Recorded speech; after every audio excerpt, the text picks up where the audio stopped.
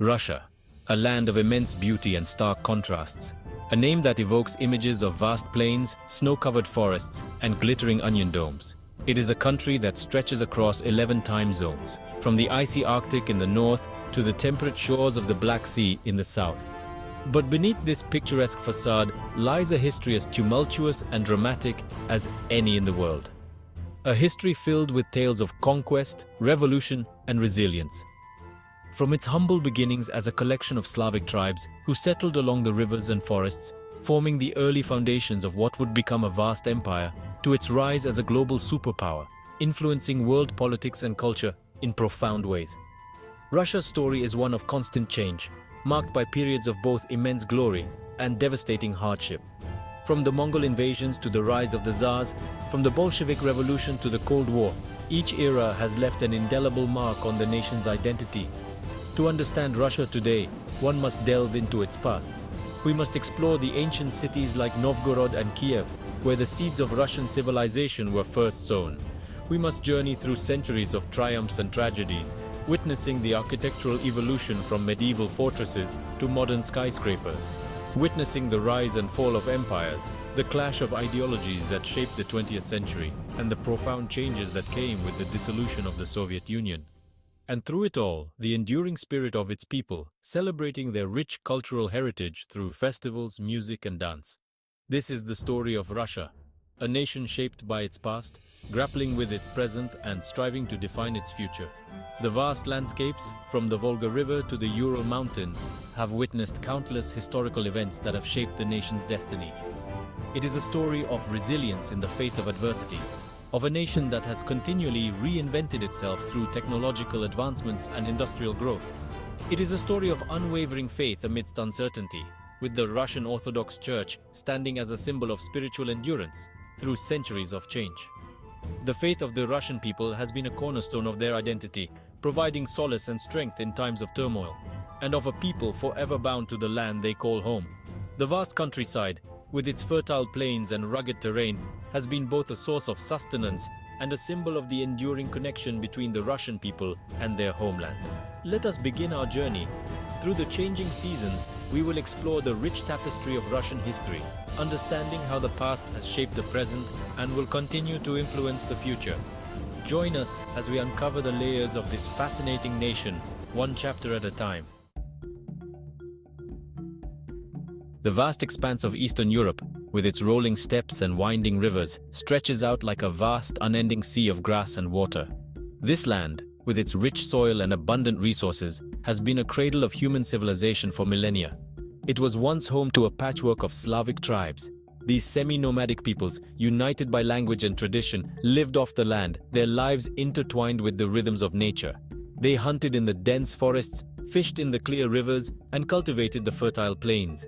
Their society was built on a foundation of communal living and mutual support, with each tribe maintaining its own unique customs and traditions. Yet, from this seemingly disparate tapestry, a nation would emerge.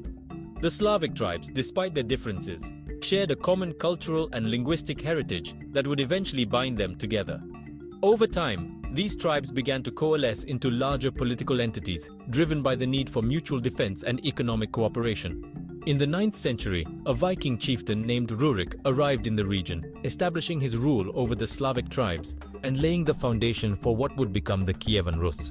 Rurik and his descendants, known as the Rurikids, brought with them a new sense of political organization and military prowess. They established fortified settlements and began to exert control over the surrounding territories. This nascent state, centered around the city of Kiev, quickly grew in power and influence, its reach extending from the Baltic Sea to the Black Sea. Kiev, strategically located on the Dnieper River, became a vital hub of trade and commerce. Merchants from Byzantium, Scandinavia, and the Islamic world converged on the city, bringing with them goods, ideas, and technologies.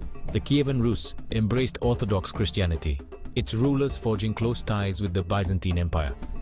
The conversion to Christianity was a pivotal moment in the history of the Rus, marking the beginning of a new era of cultural and religious transformation. The adoption of Byzantine religious practices and liturgy helped to unify the diverse peoples of the Kievan Rus under a common faith. This cultural exchange brought with it literacy, art, and architecture, enriching the lives of the Slavic people. Byzantine missionaries introduced the Cyrillic alphabet, enabling the translation of religious texts and the spread of literacy. The influence of Byzantine art and architecture can be seen in the magnificent churches and cathedrals that began to dot the landscape of the Kievan Rus.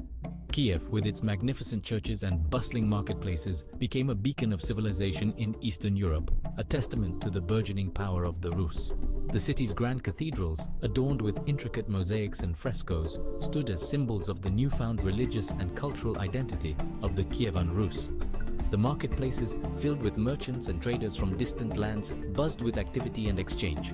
However, this period of prosperity and growth would not last. The Kievan Rus, despite its achievements, was not immune to the forces of change and conflict that shaped the medieval world. Internal strife and external threats loomed on the horizon, casting a shadow over the future of the Kievan Rus. The once unified state began to fracture under the pressures of dynastic disputes and regional rivalries. External threats, including invasions by nomadic tribes and the encroaching power of neighboring states, further destabilized the region. The golden age of the Kievan Rus was drawing to a close, but its legacy would endure, laying the groundwork for the future nations of Eastern Europe. From the depths of Central Asia, a new power emerged, the Mongol Empire. This vast and formidable empire, forged through the unification of various nomadic tribes, would go on to become one of the largest contiguous empires in history. Its rise was swift, and its impact profound. Led by the fearsome Genghis Khan and his successors, the Mongols swept across Eurasia, leaving a trail of destruction in their wake. Genghis Khan, a master strategist and ruthless leader, employed innovative military tactics and psychological warfare to subdue his enemies. Under his leadership, the Mongol army became an unstoppable force, conquering vast territories with unparalleled speed and efficiency. In the mid-13th century, their armies reached the borders of the Kievan Rus. The Mongol invasion of the Kievan Rus was not just a military campaign, it was a cataclysmic event that would reshape the region's political and cultural landscape. The Mongols, with their superior cavalry and archery skills, overwhelmed the Kievan forces, leading to a series of devastating defeats for the Rus. The Mongol invasion proved to be a turning point in Russian history. It marked the end of the Kievan Rus as a dominant power and the beginning of a new era of Mongol dominance.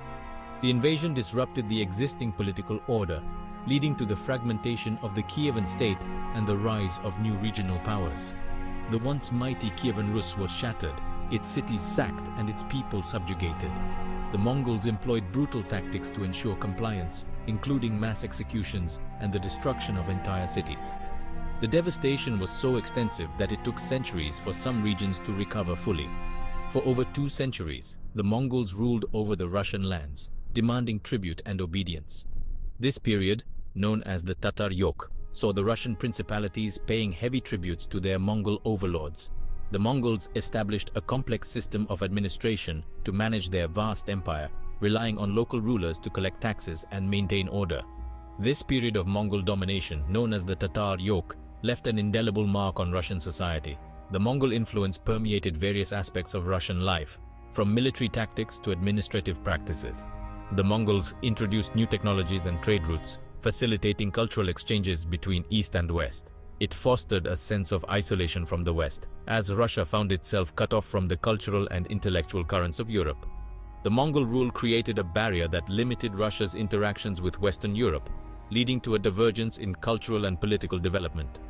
This isolation had long-lasting effects, shaping Russia's unique identity and its relationship with the rest of Europe. Yet, even under the yoke of foreign rule, the spirit of the Russian people remained unbroken. Despite the hardships and oppression, the Russian people maintained their cultural identity and traditions. The resilience of the Russian spirit was evident in their continued resistance against Mongol rule, as well as their efforts to preserve their heritage. The seeds of resistance were sown, waiting for the opportune moment to sprout. Over time, various Russian principalities began to challenge Mongol authority, seeking to reclaim their independence. These efforts laid the groundwork for future uprisings and the eventual liberation from Mongol domination. The Mongol invasion, though devastating, inadvertently set the stage for the rise of a new power in the east, the Principality of Moscow.